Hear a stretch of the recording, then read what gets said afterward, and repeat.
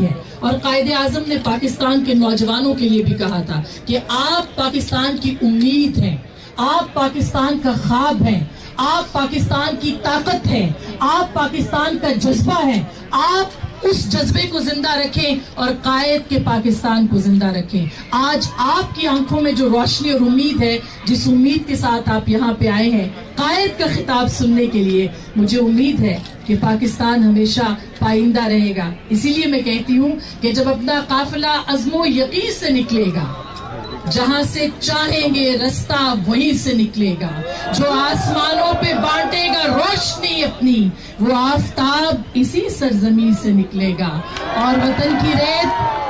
اور وطن کی ریت ذرا ایڑیاں رگڑنے دے، وطن کی ریت ذرا ایڑیاں رگڑنے دے، مجھے یقین ہے پانی یہیں سے نکلے گا۔ بہت شکریہ۔ قائد اعظم زندہ باد، قائد کا پاکستان زندہ باد۔